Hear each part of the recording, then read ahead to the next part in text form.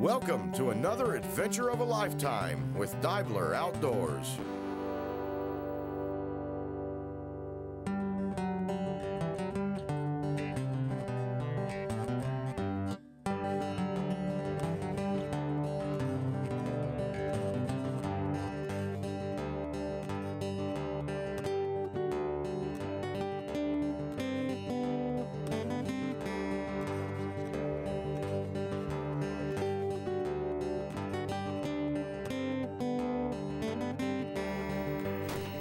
Hey folks, welcome to Deibler Outdoors. I'm host Steve Deibler. And I'm host David Simmons.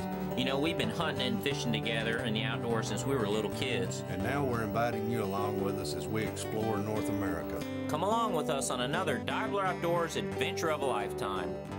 This week we're going to Saskatchewan because we've heard about the monster bucks there. Hey folks, I got a special treat for you this week. Deibler Outdoors is going to Big River, Saskatchewan. This will be a first for Deibler Outdoors. We've been trying to make this trip for about 5 years. Aren't many openings up here, but guess what? We got 3 openings to go and we're headed out. Myself, Pro Staffer Steve Deibler, David Simmons, and Matt Glander are all heading 2,200 miles to Big River, Saskatchewan. It's going to take us 33 hours to get up there, and we're going to travel hard over 2 days. What's so special about this? Why do you want to go? Well, I'll tell you why. There's 400,000 deer in Saskatchewan and not many hunters. In fact, we're going to do something a little different this week. We're going to be bow hunting for big bucks. And you'll see more big bucks in Saskatchewan in 1 week hunting than you may see in 30 years in the States. So stay tuned and we're going to bring them to you one after another, big buck after big buck. And I'll tell you what, you think you can handle it? Well, you can get big buck fever up here. I got it. I've seen a lot of big bucks in my life, taking hunters across North America, but I tell you what, this week I got big buck fever.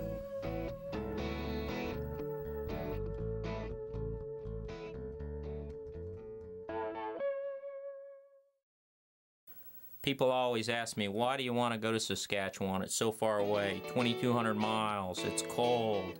Yeah, you go up there and you sit for a week. Well, I'll tell you why. It's these big old bucks. And when I mean old, you wouldn't believe these jaws when we extract them. A lot of these teeth are worn down to the gum line. A lot of these bucks we're hunting are 5, 8 years old. You can't, in the States, it's hard to get bucks that grow to be that old. And why is it up here? Very little hunting pressure. I mean, there's only 40 non-resident tags in this big outfitters unit we're hunting. I saw 100 bucks to harvest one. And when you have that many big bucks in an area, they're gonna grow to be old. You'll see a lot of old big bucks. We saw several this week. You'll see them during this show. And when you see these big old bruiser, 300-pound bucks, they got a lot of mass. You can think that any second behind that tree stepping out is gonna be the next world record.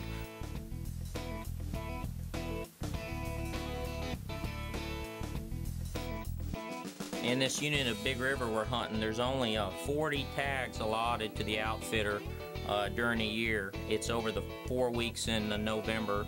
There's 10 hunters each week, and this week we're actually hunting Thanksgiving week, and I'm hunting with a good friend, Charles Watson. He's been hunting here the last 5 years and killed some big bucks, and as you see this week, there are a lot of them up here.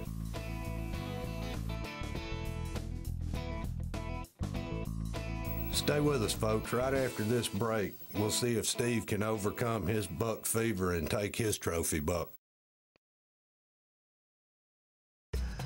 Folks, these new Isoforce bows, if you bow hunt, gators, deer, anything. He just killed a big alligator with one shot. That is perfect. That is one shot, one killed. This is the most awesome bow out there. It's easy to move around in the boat with it if you're gator hunting. It's easy to move in the tree stand if you're deer hunting with it. This is a great rig. You owe it to yourself if you bow hunt to check these bows out.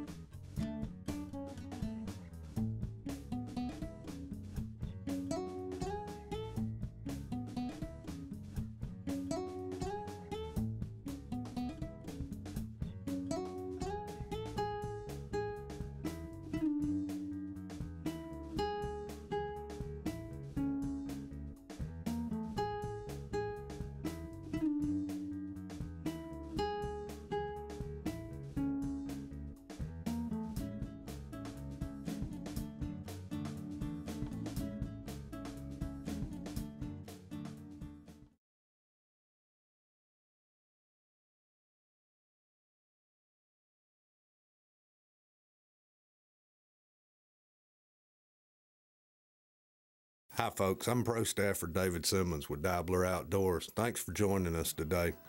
We're going on a whitetail hunt to northern Saskatchewan. Our plans are to show you some monster whitetails. Just stay with us and see what happens. Hey, when we finally arrived in Big River, we pulled into Timberland Motel and we were pretty worn out. We started unpacking, and it wasn't just a few minutes. The head guide with the outfitter came over to meet us. His name's Johnny. He was very skeptical about Steve and I bow hunting, and you know, the first question he asked us was, did you guys bring rifles with you?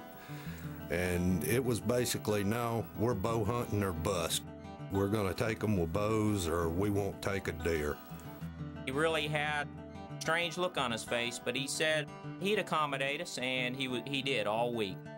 That's the first thing about a really good guide, and finding a good guide is the fact that they will accommodate you even if they think you're a little on the crazy side. Funny thing about this is by the end of the week, you know what? One of those bows we brought, we left there with them. First thing we did when we went out the next morning is we started checking out the stands, and we looked at their stands and they're mainly set up for gun hunters, so we decided we need to do something a little different. We need to get a little closer for good video and for good bow shots. So we went ahead and brought our own ground blinds. We brought Ameristep and Eastman Outfitters blinds. These are great blinds. We went ahead and found some bait sites, and we started setting the blinds up about 20 yards downwind of where the bait was. Now, a lot of places you think hunting bait you shouldn't do, but Saskatchewan you have to. There's just miles and miles, hundreds of miles of just the thickest bush country you've ever seen. From the particular one site where David Simmons ended up killing his Pope and Young buck, it's 60 miles, they said, to the nearest road in one direction from where we were hunting. So you got to have a way to get these big northern bucks out of the woods, and they do it with bait. What they do is we use alfalfa hay, second cut alfalfa hay, and fresh oats. They start about 2 weeks before the November season putting it out. It draws in the does, and these big bucks are cruising. They'll come in and feed, but the main thing they're looking for are does. And if you get the does there, you'll get the bucks there.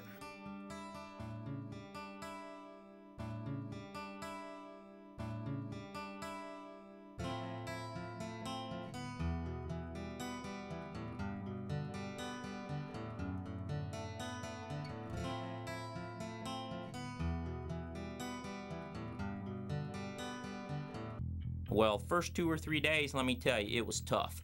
Every time you moved, they'd look up and see you. I'd try to draw on a big buck, and they'd see you. There were a lot of elements of challenge we brought into this hunt. The blinds, trying to get close to get good video, wearing the white. We're required, because it was a rifle season, to be in all white suits. Also had orange hats. Well, the deer will see you. Now, if there's snow, they don't see as good, but there wasn't a lot of snow on this trip, so we were hunting real close. The deer could pick us out. Also, these blinds, unusual to the deer. We popped them up and we're ready to hunt. Well, first 2 or 3 days, let me tell you, it was tough. Every time you moved, they'd look up and see you. I'd try to draw on a big buck, and they'd see you. Buck I killed, what I liked best about him is that I'd seen him a couple times earlier in the week. Really wide spread. He's a 9-pointer, but that spread stood out. He almost looked like a Texas deer, but he had mass. 21-inch inside spread, and he just stood out among all the other bucks. He wasn't the oldest buck.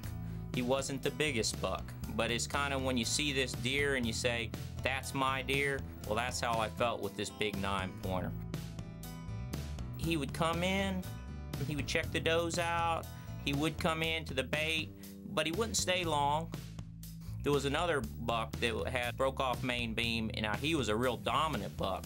And if he had had both sides of his rack, he'd been a real good one to shoot. In fact, my buck was subordinate to him, but they would come in and they would kind of eye each other, but they would feed at the same time. The big 9 I was wanting to try to get here kind of went off. I thought he was going to go off in the woods. There was a 6-pointer over there, and he was just kind of going off to run that 6-pointer off further off into the woods. And the other big buck with one horn, he kind of eased off that way. And I thought maybe it was done, that I wasn't going to get a shot. Then I just kind of was watching, and here he come back, and he just come strolling right back in, and I said, this is gonna happen. 30 yards, broadside, doesn't know I'm there, eases on in. I draw back, and it's so silent up there. Any movement at all, they hear you draw, and when I drew, he heard. He looked right at me. Held it right on, release, he drops, but I drop him in his tracks. It was just awesome, incredible to see that big buck just fall in his tracks, doesn't go anywhere. It's probably one of the most exciting deer hunting moments of my life. It was just awesome. This is stuff dreams are made of. I mean, this is why we're in Saskatchewan. You don't get this every day. This is just incredible. Memories you'll have for the whole next year just waiting to go back.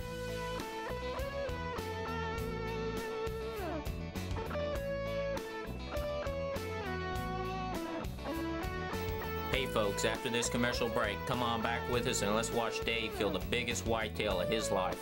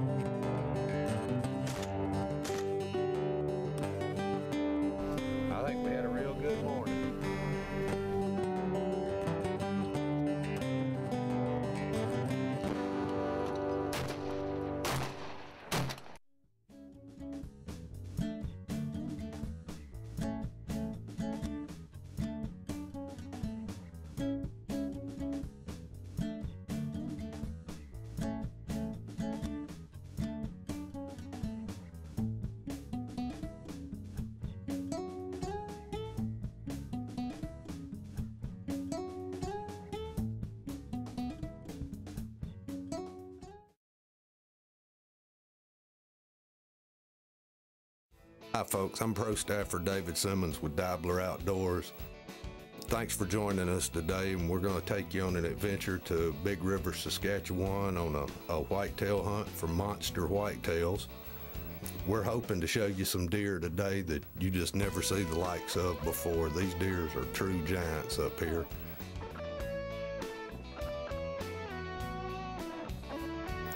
Body size is just unbelievable. They're hard to judge. You just never know. The next deer that walks out may be the next world's record. We're actually hunting an area that's about 20 miles from where the world record typical whitetail was taken. This is beautiful country, very hard to hunt. You have to hunt over bait. It's so thick and unbelievable. If you're not on a bait site or a four-wheeler trail, you can't see the deer. During the first day, we had a 10 and a 12-point buck come into our bait site that Matt and I both thought were too small to take. Until later that night, reviewing video, Johnny was looking at the video and telling us that both of these deer was gonna go 140, 135, 140. At that point, Matt and I are thinking, well, shoot, that big buck we seen's probably 170, 180. If we misjudged these two deer that bad. And at that point, with Johnny's information, I made up my mind that if either one of them deer come in the next morning, I was gonna try and take the shot. All right, it's about 9:30. We've been on stand for about an hour and a half now. We're sitting here. There's a big rub just off to the south of our stand site. We've been watching, waiting, hoping that the big deer would come in that's made this rub. When we notice a deer coming through the trees behind it, and we catch a glint of antler, and I get the bow up and get ready. At this point, we noticed that it is a big deer. It's probably a shooter, but we're not 100% sure yet. He comes on in. I go ahead and draw the bow. As he comes into the bait site, we realize that it's the 12-pointer from the day before. Matt gives me the signal that he's got the deer in frame. I settled a 22-yard pin behind his shoulder, touched the trigger on my release.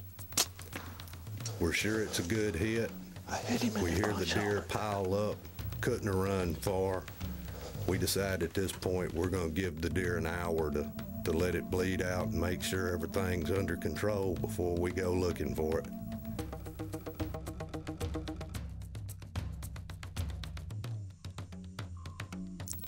We waited for an hour, and during the hour wait before we went to look at the deer, we actually had another big 10-pointer come into our bait site that Matt didn't want to take with a rifle. He just didn't think it was big enough.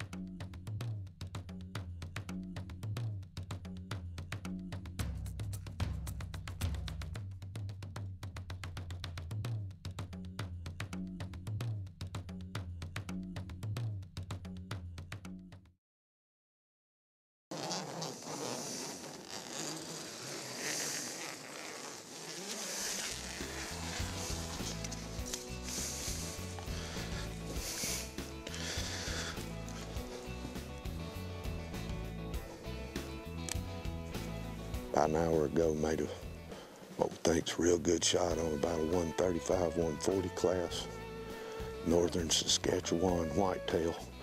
We fixing to go over here and see if we can mine blood and track this bad boy down.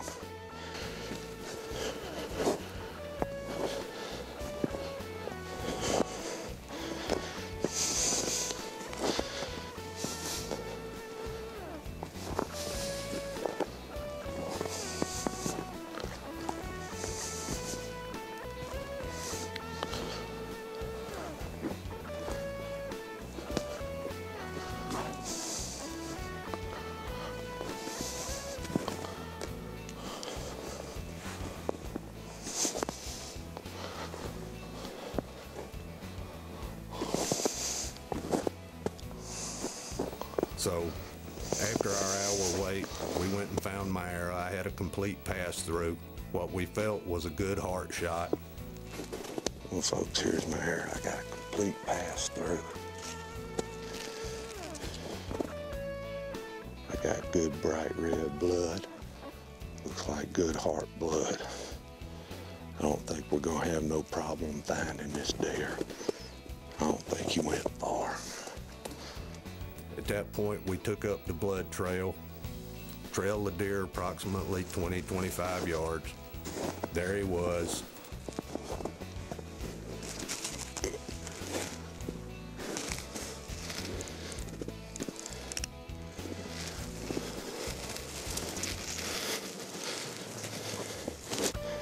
What do you think, folks? Northern Saskatchewan whitetail hunting with a Blade Runner bow.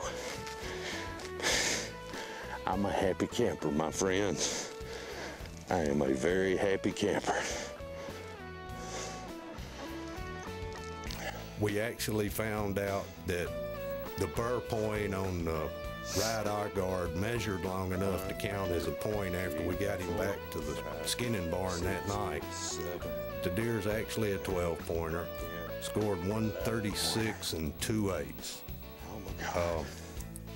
At this point, I'm thinking, well, unless Steve beats me, I've got the first Pope and Young buck with a Blade Runner bow. Hi, folks. Y'all seen this deer come in on me this morning. We were able to put a good shot on him on video for you. We're pretty sure this is the first Pope and Young buck killed with the new Blade Runner Isoforce bow.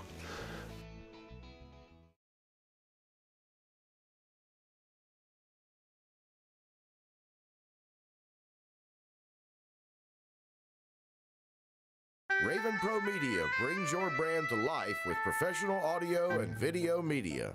Does your company need to reach a broader audience? Raven Pro Media brings your brand to life with exciting presentations that take advantage of multimedia's ability to captivate and influence your audience. From voiceovers to documentaries, animation to live action, band recordings to web demos, TV to widescreen, RPM's creative talent makes your media sizzle.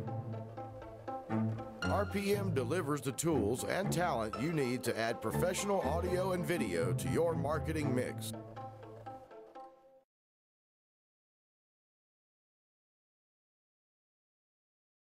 Hey Dave, it ain't like you to outdo me. You know, I usually get the biggest buck. Here we go to Saskatchewan and you get the biggest buck. Tell me what happened. Well, Steve, it just one of them things. I got a little lucky. I got in a situation where I seen this deer the first day. He was on my bait site 3 or 4 times, and I kept saying he was too small until Johnny looked at the tape that night, and he's telling me this deer will go 135, 140. And at that point, I made up my mind, if he comes back in the next day, I'm taking the shot. Too small? I mean, he's a 12-pointer. Well, how could you not tell he was big enough? Man, these 300-pound Saskatchewan deer, it's just hard to judge the horns. It's the first time I've ever seen a 300-pound deer. Well, you saw that buck rub, didn't you? That monster buck rub. Wouldn't that tell you that if he's big enough to make that rub, you ought to be shooting with a bow? This is true, but I didn't know that this deer is the one that made that rub. Man, tell me about that shot. I mean, that was an awesome shot, and that was a double lung hit. Could you do that again? I would like to think I could. I pride myself on my practice. I shoot a lot, but when I start getting closer to the season, I limit myself to 1 shot a day. I shoot 1 arrow every morning before I leave going to work, because when you're in the woods hunting, 99% of the time, 1 shot's all you're gonna get. How far do you go? He run about 20, 25 yards. He didn't go far. He piled up on us. We actually heard him fall. We waited in the blind for an hour before we went to look at him. We actually got video of another nice buck that's probably going to go 135, 140 while we were waiting the hour before we went to look for my deer. Where else could you shoot a big buck like that, have to sit and wait it out just to make sure he didn't spook them off and then other bucks come in? It's an incredible place. I know my deer's not the biggest buck in Saskatchewan, and that just gives me more fuel to go back next year and hunt a bigger one. Well, next year I'm killing the biggest buck. You might have got me by about 8 inches. Your score, what'd your score? 136 and 2/8. And I think mine scored 128 and 2/8. So you got me, but you know, next year I'm killing the biggest buck. We'll see about that. When you get these bucks back to camp, one of the exciting things we do is we get them scored. And Ron here is an official Boone and Crockett scorer.